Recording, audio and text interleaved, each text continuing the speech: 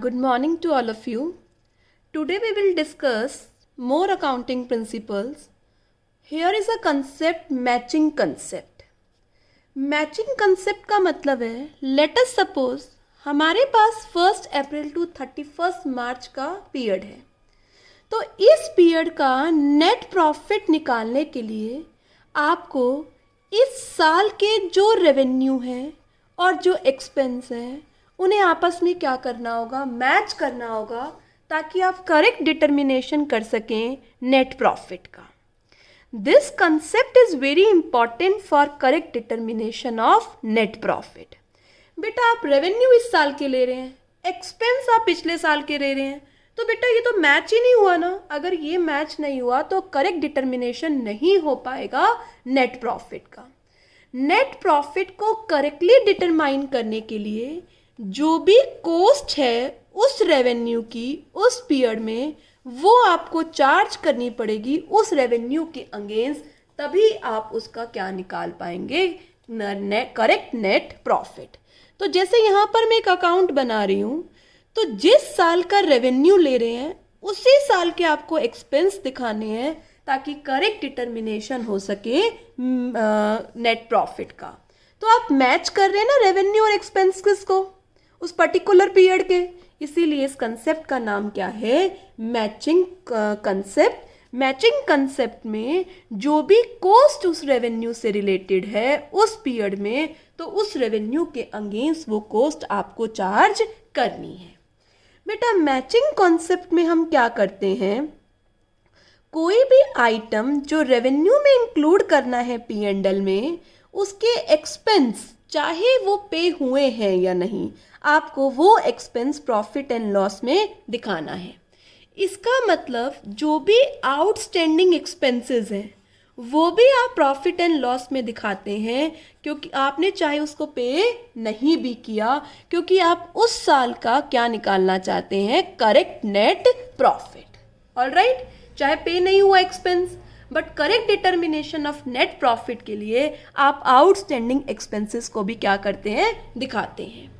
ऐसे ही बेटा अगर इंश्योरेंस प्रीमियम है जो आपने पे किया है नेक्स्ट ईयर के लिए, ऑलराइट बेटा, नेक्स्ट ईयर के लिए पे किया है, तो वो इस साल के एक्सपेंस नहीं है. किस साल के एक्सपेंस है, नेक्स्ट ईयर के. इसीलिए वो एक्सपेंस आप प्रॉफिट एंड लॉस में शो नहीं करेंगे, क्योंकि वो इस साल के प्रॉफिट निकालने में हेल्प नहीं करेगा. इसी तरह बेटा अगर कोई अनसोल्ड स्टॉक है जो आपने इस साल यूज़ नहीं किया, उसे भी हम अगले साल के लिए कैरी फॉरवर्ड कर जाते हैं और अगले साल में यूज़ करेंगे, तो अगले साल का एक्सपेंस बनाते हैं ओपनिंग स्टॉक ट्रीट कर कर. इसी तरह कोई इनकम आपको रिसीव होनी थी पर वो रिसीव नहीं हुई, तो इनकम रिसीवेबल आप इसी पीरियड में दिखाएंगे चाहे वो रिसीव नहीं हुई, क्योंकि वो इनकम इसी साल की है. ऑलराइट बेटा, जो चीज़ चाहे वो कॉस्ट है चाहे वो रेवेन्यू है इस पीरियड से रिलेटेड है, तो आपको वो दिखाना ही पड़ेगा, चाहे वो एक्सपेंसेस पे हुए हैं या नहीं, चाहे वो इनकम रिसीव हुई है या नहीं. और कोई एक्सपेंस या कोई इनकम अगले साल में कैरी फॉरवर्ड करने हैं, तो बेटा इस साल में आप उसे शो नहीं करेंगे, उसे कैरी फॉरवर्ड कर जाएंगे नेक्स्ट ईयर में. तो इन समराइजिंग कि जो रेवेन्यू इस साल के हैं उससे रिलेटेड जो कॉस्ट है वो आपको उस रेवेन्यू के अगेंस्ट चार्ज करनी है in order to determine the correct net profit. इसीलिए ये कुछ बातें हमें ध्यान में रखनी है. Outstanding expense though not paid in cash shown in P&L. Some expense say insurance premium carry forward for next year, इस साल का एक्सपेंस नहीं है तो इस साल के एक्सपेंस में से हटा देंगे आप. कोई अनसोल्ड स्टॉक है जो आपने इस साल सेल नहीं किया, वो नेक्स्ट ईयर का एक्सपेंस बनेगा, नेक्स्ट ईयर में उसे ओपनिंग स्टॉक कंसीडर किया जाएगा. सिमिलरली कोई इनकम रिसीवेबल है, आपको रिसीव नहीं हुई है, बट इस बार की इनकम में आप क्या कर देंगे, उसे ऐड कर लेंगे. ऐसे ही कोई इनकम एडवांस में रिसीव है. ये स्टूडेंट अब आप बताएं, अगर कोई इनकम आपको एडवांस में रिसीव हुई है तो वो इस पीरियड की नहीं है, तो आप क्या कर देंगे, अपनी इनकम में से, करंट ईयर की इनकम में से क्या कर देंगे, माइनस। इन शॉर्ट जो इस साल के एक्सपेंसेस हैं उसी को उस साल के एक्सपेंसेस के रेवेन्यू के साथ आपको मैच करना है, क्या निकालने के लिए, correct determination of net profit. Alright, hope you understand matching concept, नाम से ही क्लियर है, match all cost with revenue of that period. Alright, next हमारे पास कॉन्सेप्ट आता है बेटा क्या, ऑब्जेक्टिविटी कॉन्सेप्ट। ऑब्जेक्टिविटी का मतलब है कि जो आप ट्रांजैक्शंस को रिकॉर्ड कर रहे हैं वो ऑब्जेक्टिव मैनर में होनी चाहिए। अब ऑब्जेक्टिव मैनर का मतलब है उसमें किसी की भी बाइसनेस नहीं होनी चाहिए, पार्शियलिटी नहीं होनी चाहिए, चाहे वो मैनेजमेंट है चाहे वो अकाउंटेंट है, जो भी उस अकाउंट्स को प्रिपेयर कर रहा है बच्चे वो पार्शियल नहीं होना चाहिए। इसके लिए क्या करना है, हर एक ट्रांजैक्शन के लिए एक वेरीफाइएबल डॉक्यूमेंट होता है, सब ट्रांजैक्शन उस डॉक्यूमेंट से ही जर्नलाइज होनी चाहिए। वेरीफाइड डॉक्यूमेंट्स का मतलब क्या है, अगर कैश सेल परचेज की है तो हमारे पास कैश मेमो है, क्रेडिट है तो हमारे पास उसका इनवॉइस है, सेल बिल है, बैंक की कोई ट्रांजैक्शन है तो हमारे पास पे इन स्लिप है।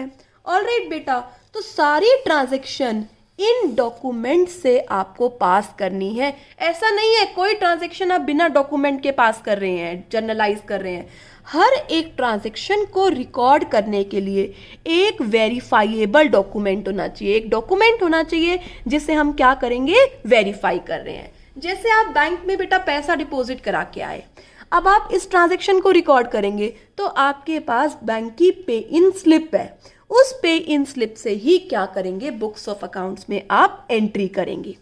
जैसे आपने गुड्स परचेज किया है बेटा कैश से, मतलब गुड्स खरीदे और कैश गया है, वो ट्रांजैक्शन के लिए आपके पास कैश रिसीट होगी या बिल होगा, तो बच्चे आप उस कैश रिसीट से ही क्या करेंगे, बुक्स ऑफ अकाउंट में एंट्री करेंगे।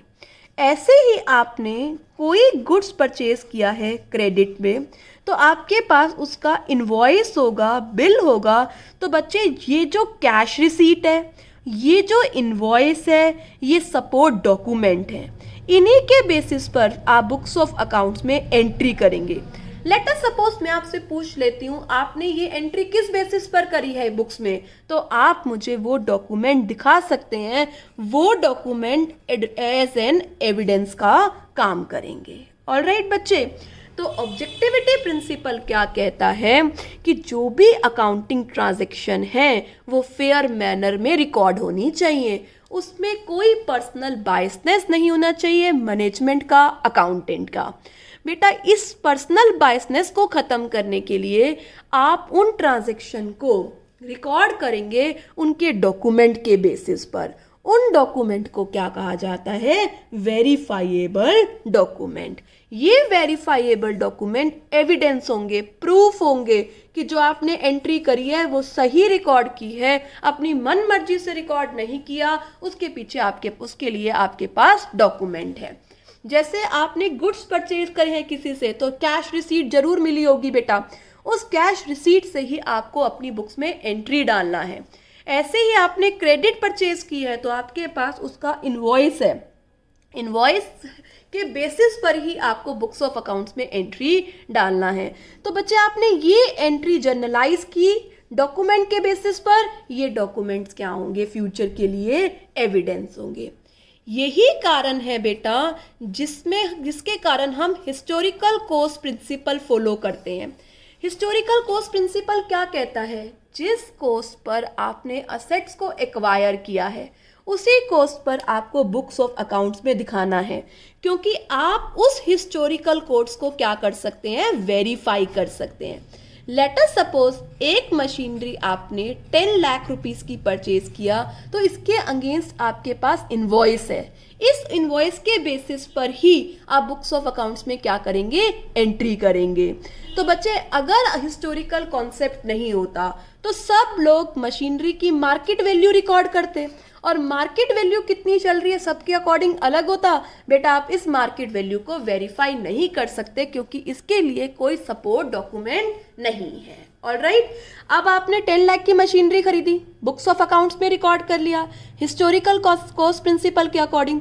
अब आप मशीनरी का 10 लाख का सपोर्ट डॉक्यूमेंट क्या कर सकते हैं, वेरीफाई कर सकते हैं, बट इस मार्केट वैल्यू का कोई सपोर्ट डॉक्यूमेंट नहीं होगा। ऑलराइट बच्चे, तो ये हमारा कॉन्सेप्ट था ऑब्जेक्टिविटी कॉन्सेप्ट। ऑब्जेक्टिविटी कॉन्सेप्ट कहता है जो भी ट्रांजैक्शन रिकॉर्ड कर रहे हैं ऑब्जेक्टिव मैनर में होना चाहिए। ऑब्जेक्टिव मैनर का मतलब उसमें मैनेजमेंट अकाउंटेंट की पर्सनल बायसमेंस नहीं होनी चाहिए, उसके पीछे कोई वेरीफाइएबल डॉक्यूमेंट होना चाहिए, जैसे कैश मेमो हो गया, जैसे सेल्स बिल हो गया, इनवॉइस हो गया, जैसे पे इन स्लिप हो गया, या कोई एग्रीमेंट हुआ है, उनके बेसिस पर ही आप बुक्स ऑफ अकाउंट्स में एंट्री करेंगे। परचेज करी, कैश रिसीट है, कैश रिसीट वेरीफाइएबल डॉक्यूमेंट है। परचेज करी, क्रेडिट इनवॉइस है, इनवॉइस वेरीफाइएबल डॉक्यूमेंट है। और ट्रांजैक्शन जिनके साथ बिल नहीं है वो आप बुक्स ऑफ अकाउंट्स में रिकॉर्ड नहीं करेंगे क्योंकि उनके लिए कोई अथेंटिसिटी नहीं होगी। ऑलराइट बच्चे, तो ऑब्जेक्टिविटी प्रिंसिपल या कॉन्सेप्ट हमने यहाँ कवर किया। बेटा जनरली अकाउंटिंग कंसेप्ट और अकाउंटिंग कन्वेंशन में बेसिक डिफरेंस क्या है? अकाउंटिंग कंसेप्ट ऐसे हैं जो सब लोग फॉलो करते हैं, बट कन्वेंशंस फॉलो करते हैं सब अपने अकॉर्डिंग। ऑलराइट, जो अकाउंटिंग कंसेप्ट है वो यूनिफॉर्म है, जो अकाउंटिंग कन्वेंशंस है वो बेटा पर्सन फर्म टू फर्म क्या हो सकती है, एंटरप्राइज टू एंटरप्राइज डिफर हो सकती है। तो बहुत सारी बुक्स में अलग अलग तरीके से कंसेप्ट्स और कन्वेंशन गिवन है। हम डीके गोयल फॉलो करते हैं बेटा। डीके गोयल में 3 अकाउंटिंग अजम्पशंस हैं जो इंस्टीट्यूट ऑफ चार्टर्ड अकाउंटेंट ने दी है अकाउंटिंग स्टैंडर्ड 1 के according: going concern, consistency, अकुरल।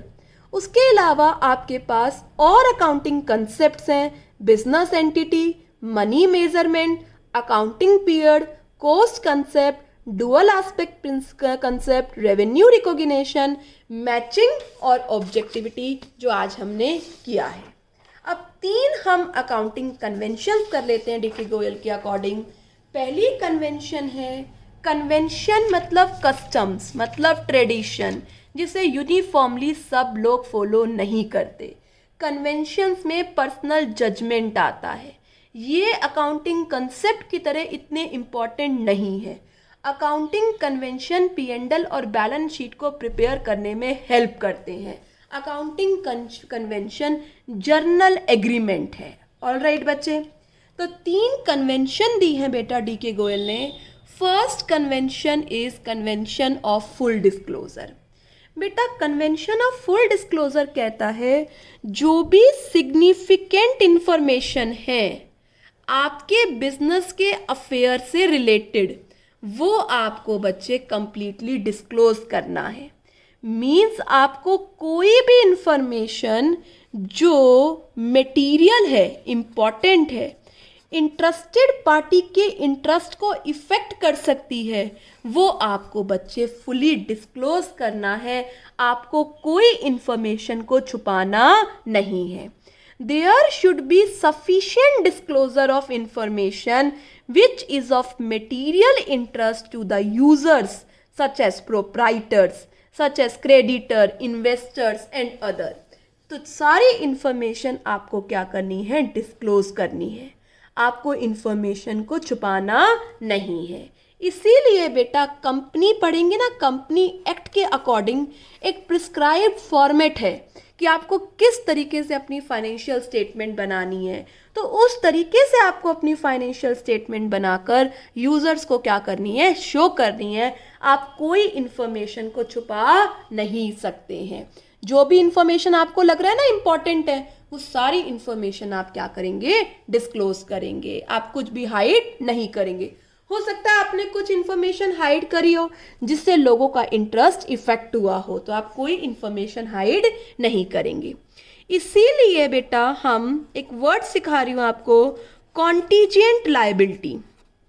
Contingent liability क्या होता है बेटा? हो सकता है आपको ये लायबिलिटी पे करनी हो या ना पे करनी हो, इसका कोई श्योर अमाउंट नहीं है, श्योर टाइम नहीं है, इसीलिए उसे कॉन्टीजेंट बोला गया है। ऑलराइट, ये लायबिलिटी हम बुक्स ऑफ अकाउंट्स में नहीं दिखाते, ये लायबिलिटी हम बैलेंस शीट के नीचे दिखाते हैं, क्योंकि ये लायबिलिटी लोगों के इंटरेस्ट को इफेक्ट कर सकती है। लेट अस सपोज आपकी फर्म पे कोई केस चल रहा है बेटा, वो केस आपके अगेंस्ट भी जा सकता है, तो आपको वो केस लोगों को बताना पड़ेगा कि एक क्लेम चल रहा है मेरे कंपनी या मेरी फर्म के अगेंस्ट, जिसके लिए मुझे एक बहुत बड़ा सम भी पे करना पड़ सकता है। तो लोगों को ये बात पहले पता होना चाहिए, यूजर्स, इंटरेस्टेड पार्टी को पहले पता होना चाहिए। हम उसे किसी भी तरह मिसलीड, मिसगाइड नहीं कर सकते हैं, यूजफुल पार्टी को हम मिसगाइड नहीं कर सकते हैं। हमें वो इंफॉर्मेशन जो अभी हमें पता नहीं है, फ्यूचर पे डिपेंड करता है, कॉन्टीजेंटी मतलब है फ्यूचर पे डिपेंड करना, हो भी सकता है नहीं भी हो सकता, फिर भी वो हमें शो करना है। ऑलराइट, ऐसे ही अगर कोई आप मेथड चेंज कर रहे हैं, चाहे डेप्रिसिएशन का, चाहे वैल्यू ऑफ स्टॉक के लिए स्टॉक का कोई मेथड चेंज कर रहे हैं, तो जो भी चेंजेस आ रहे हैं ना, वो चेंजेस आपको फुल्ली डिस्क्लोज करना पड़ेगा फुटनोट ऑफ बैलेंस शीट में। ऑलराइट, ऐसे ही अगर आपकी बिजनेस ने कोई इन्वेस्टमेंट कर रखी है, उस इन्वेस्टमेंट की क्या मार्केट वैल्यू है, वो भी आपको फुटनोट में डिस्क्लोज करना पड़ेगा। तो कहने का मतलब ये है, जो भी इंफॉर्मेशन, सफिशिएंट इंफॉर्मेशन है, वो सब आपको डिस्क्लोज करना पड़ेगा। किसी को भी आप मिसलीड नहीं कर सकते, आप चीज़ों को छुपा नहीं सकते। You have to disclose all the sufficient items, all the sufficient information which are of material interest to the users must be completely disclosed. all right, तो ये सब मेथड में चेंज आना कि जो असेट आपके पास है उनकी मार्केट वैल्यू क्या है, आप कोई लाइबिलिटी आप पर आ सकती है, वो सारी बातें आपको फुली डिस्क्लोज करनी पड़ेंगी इंटरेस्टेड पार्टीज को। इंटरेस्टेड पार्टीज को आप मिसगाइड नहीं कर सकते। This is called convention of full disclosure. Alright? तो full disclosure क्या कहता है? सब कुछ डिस्क्लोज करो जो भी एंटरप्राइज से रिलेटेड है। ऐसा नहीं है आपको अपनी पॉलिसी डिस्क्लोज करनी है कि हम क्या मेथड अडॉप्ट करते हैं अपनी सेल को बढ़ाने के लिए, वो सब चीज़ें नहीं। जो मटेरियल है यूजर्स के लिए, जो यूजर्स के इंटरेस्ट को इफेक्ट कर सकती हैं, उन्हें नुकसान पहुंचा सकती हैं, वो सब चीज़ें आपको डिस्क्लोज करनी है। ऑलराइट बच्चे, convention of full disclosure. Next आता है कन्वेंशन ऑफ मेटेलिटी। बेटा ये कन्वेंशन एक्सेप्शन है। एक्सेप्शन का मतलब कि फुल डिस्क्लोजर तो कुछ और कहता है, मेटेलिटी कुछ और कहता है। ऑलराइट, एक्सेप्शन है ये कन्वेंशन फुल डिस्क्लोजर का। इस कन्वेंशन के अकॉर्डिंग जो इनसिग्निफिकेंट आइटम्स है ना, उन्हें डिस्क्लोज करने की जरूरत नहीं है। अब देखो, एक बार तो मैंने अभी आपको ये बताया कि फुल डिस्क्लोजर कहता है सब कुछ डिस्क्लोज कर दो, एक मेटेलिटी कहता है कि जो इनसिग्निफिकेंट आइटम्स हैं उन्हें छोड़ दो बच्चे। तो आप देख रहे हैं ना, दोनों चीजें कॉन्ट्राडिक्ट कर रहे हैं कि एक बार तो आप कह रहे हो सब कुछ डिस्क्लोज कर दो, एक बार आप कह रहे हो जो बेकार की इंफॉर्मेशन है उसे डिस्क्लोज मत करो। बेटा फुल डिस्क्लोजर कहता है जो सिग्निफिकेंट इंफॉर्मेशन है ना, वो डिस्क्लोज कर दो। ऑलराइट, जो इररेलीवेंट है, जो इनसिग्निफिकेंट है, अनइम्पॉर्टेंट है, उन्हें डिस्क्राइब करने की जरूरत नहीं है। ऐसा कहता है materiality principle. An item which is immaterial, insignificant, irrelevant need not to be disclose, उसे आपको डिस्क्लोज करने की जरूरत नहीं है। जो किसी को हार्म नहीं पहुंचा सकती ना, वो किसी को डिस्क्लोज करने की जरूरत नहीं है। अब बेटा एक चीज सिग्निफिकेंट है या इनसिग्निफिकेंट है, ये तो डिपेंड करता है फर्म पर, एंटिटी पर, कि फर्म या एंटिटी किस चीज को सिग्निफिकेंट मानती है, किस चीज को इनसिग्निफिकेंट मानती है। बेटा एक चीज किसी के लिए सिग्निफिकेंट मटेरियल हो सकती है, दूसरे के लिए वही चीज क्या हो सकती है, इनसिग्निफिकेंट, इममटेरियल हो सकती है ना बच्चे। ये तो डिपेंड करता है बिजनेस का साइज क्या है, जैसे मैं आपको एक बात बताऊं कि एक रिपेयर एक्सपेंसेस जो रिपेयर शॉप है, वर्कशॉप है, उसके लिए तो रिपेयर के लिए जो उसने स्मॉल टूल्स यूज़ किए हैं, ऐसा ले लेते हैं कि छोटे छोटे टूल्स जो रिपेयर्स के लिए यूज़ करता है एक वर्कशॉप, ठीक है, वो रिपेयर शॉप के लिए तो रेलिवेंट है, बट वही चीज़ एक बिग फर्म के लिए, एक बिग मैन्युफैक्चर के लिए वो स्मॉल टूल्स कोई सिग्निफिकेंट ना नहीं भी हो सकते हैं। तो स्मॉल टूल्स वर्कशॉप तो रिकॉर्ड कर रही है, वो स्मॉल टूल्स बड़ा मैन्युफैक्चर रिकॉर्ड नहीं कर रहा या डिस्क्लोज नहीं कर रहा। तो स्मॉल टूल्स सिग्निफिकेंट हो गया किसके लिए? वर्कशॉप शॉप के लिए, बट वही सेम फिगर इमैटेरियल है कोई बिग फर्म के लिए। तो जिसको जैसे लगता है कि वो सिग्निफिकेंट है या इनसिग्निफिकेंट है, उस अकॉर्डिंग वो क्या करेगा? डिस्क्लोजर करेगा। जैसे हम एक और एग्जांपल लेते हैं, 1000 का डिफरेंस आ रहा है स्टॉक को वैल्यू करने में, ठीक है, तो ये 1000 का डिफरेंस किसी के लिए तो बेटा वैल्यूएबल हो सकता है, मटेरियल हो सकता है, और किसी के लिए ये इमैटेरियल। बिग फर्म के लिए 1000 का डिफरेंस आना आप भी सोच सकते हैं इमैटेरियल हो सकता है। तो बच्चे कौन सी चीज किसके लिए मटेरियल है, किसके लिए इमैटेरियल है, वो तो फर्म टू फर्म डिपेंड्स करेगा। बट कन्वेंशन ऑफ मेटेलिटी कहता है अगर वो इनसिग्निफिकेंट आइटम्स हैं तो बेटा आपको सेपरेटली उसे डिस्क्लोज करके नहीं दिखाना, या तो उन्हें और आइटम में मर्ज कर दो, या क्या करो मेरे बच्चे, उसे आप क्या करें बच्चे, सेपरेटली शो करें। जैसे हम एक और एग्जाम्पल लेते हैं, सपोज करो आपके यहाँ स्टेशनरी है, पोस्टेज का सामान आया, तो कोई फर्म तो उस पोस्टेज और स्टेशनरी को अलग दिखाती है, कोई फर्म उसे अदर एक्सपेंसेस में मर्ज कर देती है। तो डिपेंड करता है कि वो अमाउंट पोस्टेज और स्टेशनरी का किसी फर्म के लिए मटेरियल है और किसी फर्म के लिए मटेरियल नहीं है।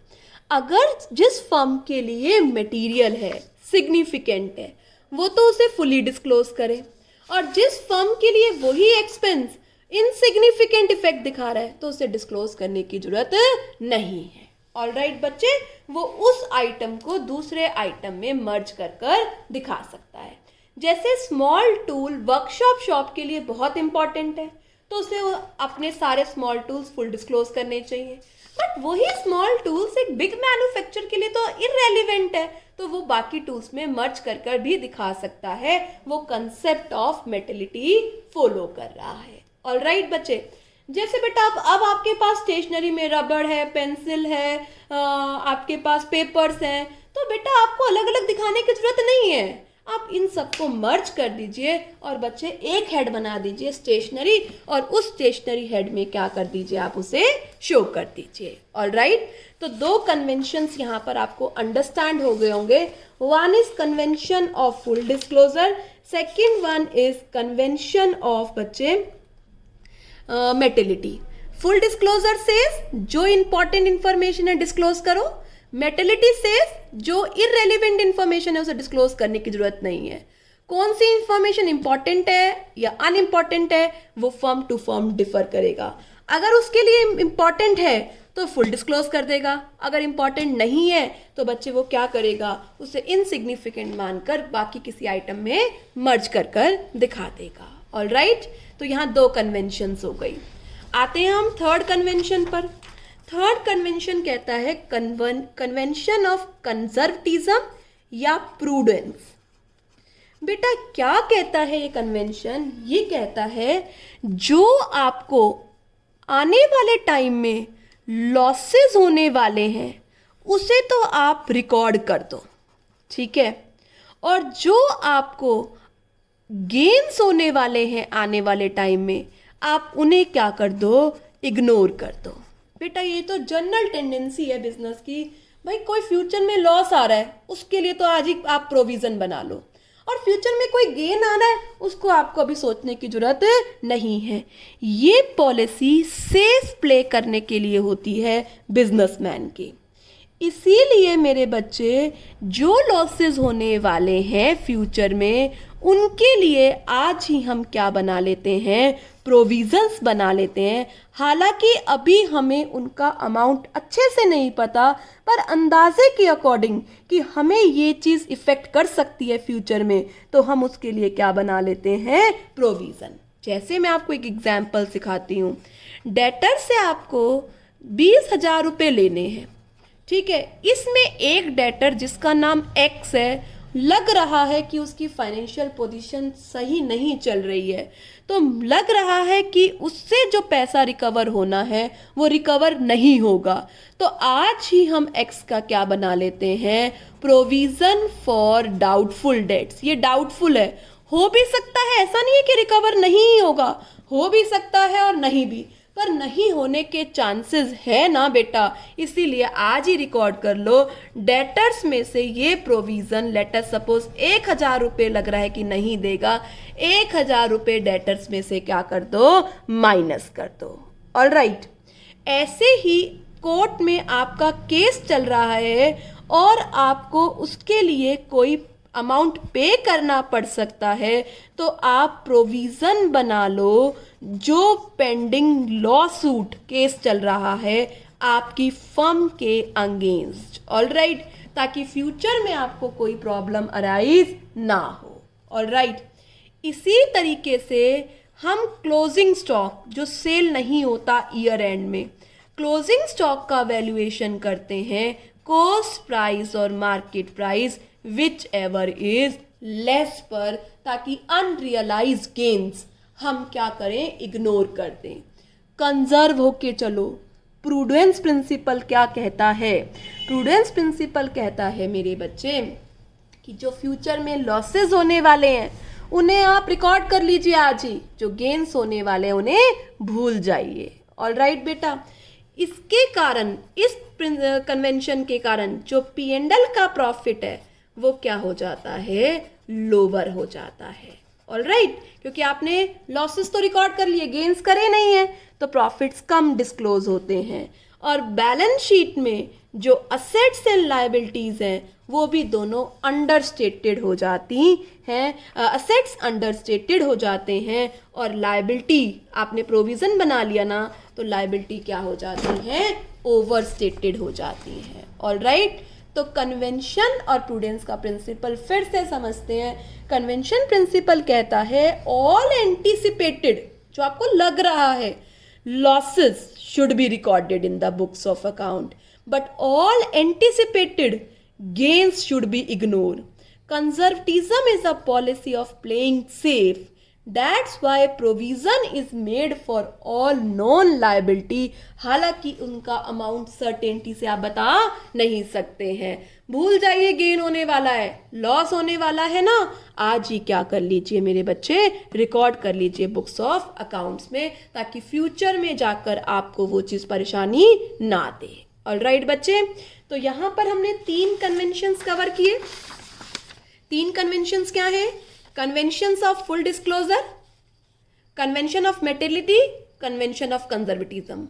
फुल डिस्क्लोजर से जो इंफॉर्मेशन सिग्निफिकेंट है डिस्क्लोज कर दो, मेटेलिटी से जो इनसिग्निफिकेंट भूल जाओ, कंजर्वेटिज्म या प्रूडेंस से लॉसेस को रिकॉर्ड कर लीजिए और गेन्स को क्या कर दीजिए, इग्नोर कर दीजिए। तीनों कन्वेंशंस क्लियर है, तीनों अकाउंटिंग अजम्पशंस क्लियर है आपको।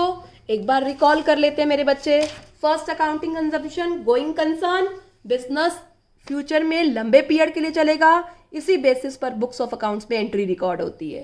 Consistency, year after year methods जो आपने सिलेक्ट किए हैं, अडॉप्ट किए हैं, सेम रहने चाहिए।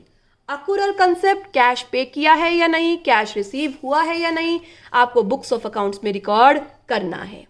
अदर कॉन्सेप्ट्स में क्या देखा, बिजनेस एंटिटी कॉन्सेप्ट, बिजनेस और बिजनेसमैन दोनों क्या है, सेपरेट एंटिटी हैं। सारी एंट्री बिजनेस के पॉइंट ऑफ व्यू से रिकॉर्ड करनी है, ना कि बिजनेसमैन के पॉइंट ऑफ व्यू से। मनी मेजरमेंट, कहता है जो चीज़ आप मनी में मेज़र कर सकते हैं वही बुक्स ऑफ अकाउंट्स में रिकॉर्ड हो सकती है, चाहे ट्रांजैक्शन कितनी इंपॉर्टेंट क्यों ना हो। अगर मनी में मेजरेबल नहीं है तो वो रिकॉर्ड नहीं हो सकती। कोई स्ट्राइक हो गई, लॉकआउट्स हो गए, नुकसान पहुंचा रहा है वो बिजनेस को, पर आप उसे रिकॉर्ड नहीं कर सकते। अकाउंटिंग पीरियड कहता है कि आपने तो बिजनेस को लंबे टाइम तक चलाने की बात करी है, तो कब निकाला जाए प्रॉफिट? जब बिजनेस वाउंड अप हो जाए। क्या करोगे बेटा जब बिजनेस वाउंड अप हो जाए तब प्रॉफिट निकाल कर? तब तो कोई डिसीजन ही अप्लाई नहीं कर सकते। इसलिए जो भी आपकी बिजनेस की लाइफ है उसे छोटे छोटे पीरियड्स में बांट दीजिए और उस पीरियड का क्या निकालिए प्रॉफिट और लॉस, और उसके लिए क्या लीजिए डिसीजंस लीजिए। तो वो पीरियड जनरली 12 मंथ्स का होता है और इनकम टैक्स लॉ के according 1 April to 31 March. Historical cost concept या कॉस्ट कंसेप्ट कहता है जिस अमाउंट पे आपने असेट्स को एक्वायर किया है वो ही अमाउंट आपको बुक्स ऑफ अकाउंट्स में दिखाना है, चाहे उसकी मार्केट वैल्यू कम हो ज़्यादा हो, वो आप रिकॉर्ड नहीं कर सकते। नेक्स्ट आता है डुअल एस्पेक्ट कॉन्सेप्ट। हर एक ट्रांजैक्शन के डबल इफेक्ट है, one is debit other one is credit, तो दोनों इफेक्ट आपको बुक्स ऑफ अकाउंट्स में रिकॉर्ड करने होते हैं, डबल एंट्री सिस्टम पूरा करना होता है। रेवेन्यू रिकॉग्निशन कहता है कि अगर आप सेल कर रहे हैं गुड्स और सर्विसेज को तो कब अपनी सेल माने? बेटा आप अपनी सेल तब माने जिस दिन टाइटल ऑनरशिप ट्रांसफर हो गई है गुड्स और सर्विसेज की परचेजर को, और परचेजर लायबल हो गया है उसे पे करने के लिए। अगर आप रेंट, कमीशन इनकी बात कर रहे हैं तो जिस ईयर की है उस ईयर में ही आपको इंक्लूड करनी पड़ेंगी। मैचिंग कॉन्सेप्ट कहता है एक साल के रेवेन्यू और उससे रिलेटेड जो एक्सपेंसेस हैं, चाहे पे हुए हैं चाहे नहीं हुए, रेवेन्यू भी चाहे रिसीव हुआ है या नहीं, जिस पर्टिकुलर पीरियड के लिए आप अकाउंट्स बना रहे हैं उस पीरियड के लिए आपको वो रेवेन्यू और एक्सपेंस साथ साथ दिखाने पड़ेंगे ताकि आप करेक्ट डिटर्मिनेशन कर सकें नेट प्रॉफिट का। ऑब्जेक्टिविटी प्रिंसिपल या कंसेप्ट कहता है कि बच्चे जो भी आप ट्रांजैक्शन को रिकॉर्ड कर रहे हैं उनके पीछे आपके पास एविडेंस होना चाहिए, सपोर्ट डॉक्यूमेंट होना चाहिए जिसके बेसिस पर आपने वो ट्रांजैक्शन को रिकॉर्ड किया है। ऑलराइट बच्चे, और यहाँ पर 3 कन्वेंशंस तो मैंने अभी आपको रिपीट करी हैं, फुल डिस्क्लोजर, मेटेलिटी, कंजर्वेटिज्म। तो बच्चे 11 + 3 14 मैंने मॉडिफाई किया है फर्स्ट स्लाइड को, तो फर्स्ट स्लाइड को छोड़कर बच्चे 14 प्रिंसिपल कंसेप्ट अजम्पशन आपको रीड करनी है, इसे प्रिपेयर करना है, और ये बच्चे यूटी का सिलेबस है, आपको अच्छे से ये चीज़ें आनी चाहिए। ऑलराइट स्टूडेंट, जो आपको इनमें डाउट हो आप मुझे सेंड कर देना बच्चे।